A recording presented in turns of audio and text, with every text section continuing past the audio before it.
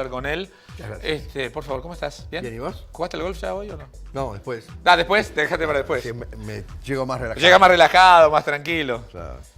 Luis, yo te quería hacer una pregunta. Hace poquito estuvimos al borde del default en Estados Unidos. Poco serio lo de Estados Unidos, ¿no? Sí, totalmente una falta de seriedad.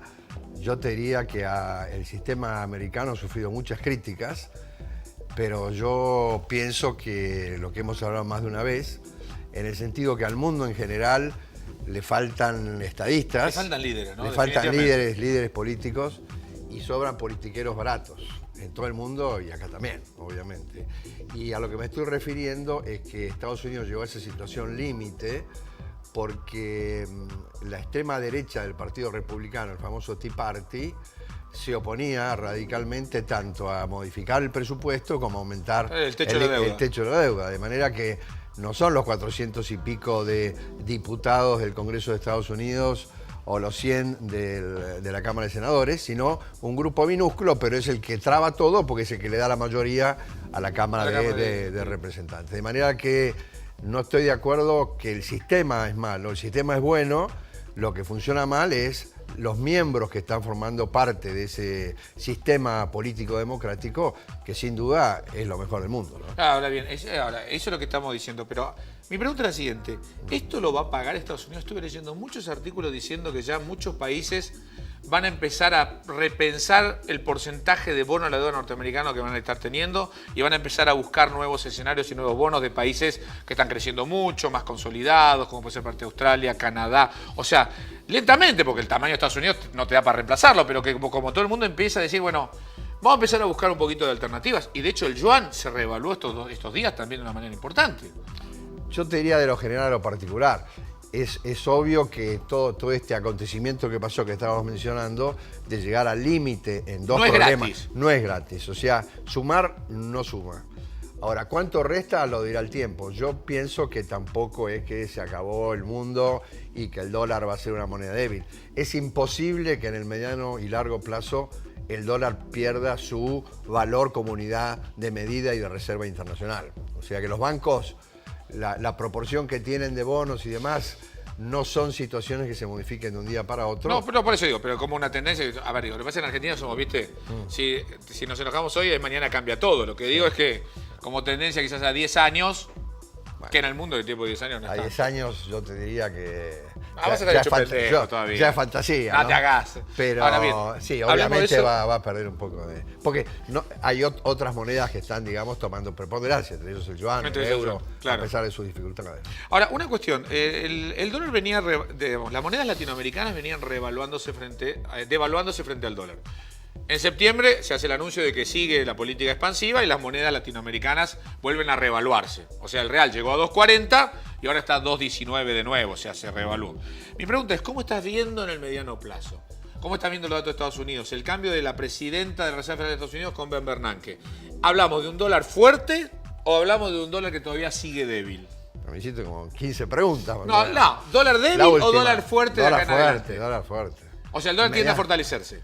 Sin ninguna duda. Sin ninguna duda, porque es claro que la economía de Estados Unidos ya salió de su crisis 2008-2009, salió de su proceso de una recuperación frágil, si vos querés. Y estamos, es baja pero sostenida. Es baja, sostenida y sostenible. Okay. O sea, Estados Unidos hoy, este año no va a crecer menos del 2,5 y el año que viene entre el 2,5 y el 3. Okay. Ha mejorado sustancialmente su déficit de cuenta corriente. No tiene inflación. La productividad de Estados Unidos es la más alta del mundo, midas como la midas. Entonces, por ejemplo, hoy todo el mundo te dice, no, pero el euro 1,38, 1,39, el dólar está perdiendo valor, el yuan se revalúa. Pero son las dos únicas monedas que se están revaluando frente al dólar. Entonces, miremos particularmente. El yuan se revalúa, porque si no se revalúa, directamente la economía del mundo los mata a los chinos y el nuevo gobierno chino lo va revaluando a 3-4% por año. Hoy está en 6,10, 6,12, va a llegar abajo del 6. Y el euro es un manejo que está haciendo Draghi en este momento para demostrar que el euro es una moneda fuerte, pero... Tratando de recuperar con credibilidad, digamos. Exacto, pero yo te diría que en el mediano y largo plazo la probabilidad de que baje el euro con respecto al dólar es mucho más alta que la inversa, ¿no? Entonces, a vos, que uno vaya viendo que el dólar en Argentina también va subiendo, no es algo que te asombre. Más allá de la inflación, digo, también hay una tendencia que el dólar como moneda de valor y reserva en Argentina, más esta perspectiva, como decís, un dólar fuerte, da la sensación de que el dólar puede seguir subiendo. Acá tenemos factores al cuadrado. El primer factor es el factor internacional, que el dólar en general se va a ir revaluando. Y acá, obviamente, se va a ir revaluando porque la teoría y la experiencia, Tomás dice claramente, que cuando vos pones un control de cambios, cuanto mayor es el tiempo que dura ese control, pasan dos cosas. Tenés que controlar más, como decías vos recién, que las declaraciones juradas, que Moreno esto, que Moreno aquello, todos estos disparates. Y además, vos vas exacerbando la demanda y entonces no solo tenés que poner más controles, sino que además la brecha se va a ir ampliando. O sea, claro, dicho de otra manera, yo no sé cuánto va a valer el dólar dentro de 6 meses o dentro de un año. El que te lo diga es un atrevido. Sí. Ahora, lo que sí te digo es que siguen los controles la brecha, que hoy es 72, y que cuando empezó en septiembre era el 2, dentro de más tiempo, en la medida que no levante los controles, va a ser mayor. Ejemplo, Venezuela. La inflación en Argentina, ¿cómo la ves? La inflación en la Argentina está sólida. Está consolidada. Y subiendo. Dale, sos un tipo serio. No, por eso. Estoy pensando tiene que tomar decisiones. Cómo decírtelo sin herir susceptibilidades. La inflación en la Argentina es consecuencia lisa y directa. No tiene nada que ver el mundo. No se nos cayó el mundo encima. La causalidad de la inflación es el pésimo manejo de la política económica que tiene la Argentina, que tiene un escenario muy complicado, que es un escenario con recesión, un escenario con inflación creciente, con déficit creciente, con controles crecientes.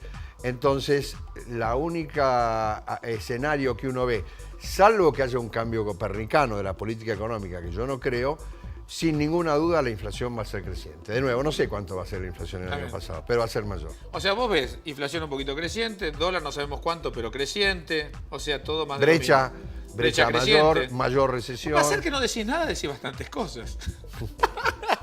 Cualitativa. No cuantitativa. No cuantitativa porque el error es el otro día a mí, Fantino, justamente en el programa, me preguntó, me dice, Tomás, por ejemplo, vos ves el dólar a 12, me pregunta él. ¿Dentro de cuánto? Le pregunto yo. En 2 años. 2 años es fantasía, digamos. Pero dígame, 2 años, más de 12. No, pero el problema... Digo, no es un problema de apuesta, pues es un problema de inflación. El problema es mucho, claro. El problema no es el dólar blue. Es que el problema no es el dólar blue, eso es lo que trata de explicar a la gente. El problema es la inflación, pero el tema grave acá es que vos para solucionar un problema, y voy a decir una perogrullada, primero tenés que aceptar el problema. Claro. Entonces, como no lo aceptamos el problema acá... Sigue creciendo solito. Seguimos creciendo. Y como algún funcionario o algunos funcionarios dijeron que la emisión monetaria no provoca inflación, porque en Estados Unidos cuadruplicaron los dólares y no hubo inflación. Lo que se olvidaron de decir es que cuando vos aumentás la oferta monetaria, si aumenta la demanda monetaria. Yo, digamos, emito $1 y alguien lo guarda, no hay problema. Ahora, acá en la Argentina es exactamente al revés. Vos emitís $1 más y la demanda se niega $1 más. Entonces vuela y se va a precios. De manera aparte en Estados Unidos hubo reemplazo de emisión monetaria por creación de dinero bancario. Acordate que la creación de dinero bancario en Estados Unidos se cayó muchísimo. Sí, ahora la pregunta clave acá, ya que estamos hablando de la Argentina, es cómo transcurrimos estos 2 años, ¿no? Porque con este panorama, vos acá para... Si me tenés la respuesta con precisión, seguís todo el programa. No voy a seguir. Ok.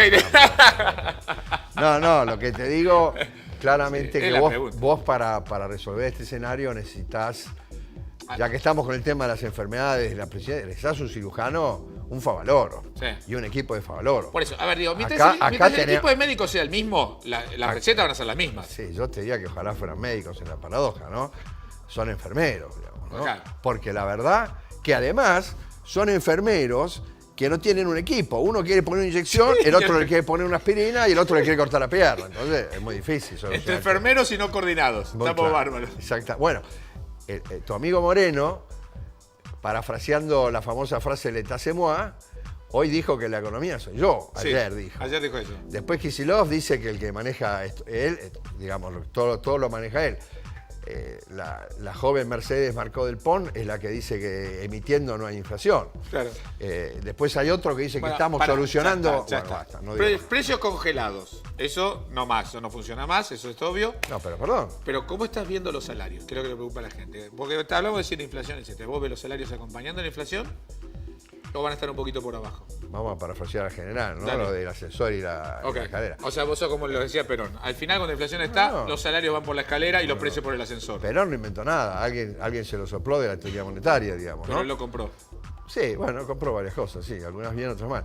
Pero lo que te digo es que el gobierno que se dice progresista, tener inflación es lo más antiprogresista del mundo, porque, digamos, si vos me decís qué escenario va a seguir en la Argentina los próximos 2 años, si pasa lo que yo creo que van a profundizar el modelo, andar ahí a los altos, y vamos a entrar en la economía de los 70, 80, una economía anémica, un 1% de crecimiento, inflación 35, salario 24, y así vamos a ir marchando con un peligro que, no voy a decir el ajuste porque es mala palabra, pero el cambio va a llegar. Ahora, la pregunta es, ¿el cambio lo hacemos ordenado O desordenado. o desordenado te lo manda el mercado? Esa es la pregunta. Por ¿no? suerte, la historia argentina te da para todas las opciones. Por eso, mejor. Señor Pablo Palma Gané, muchas gracias por venir. No, gracias por invitarme. Ahora que es Rosario. famoso usted.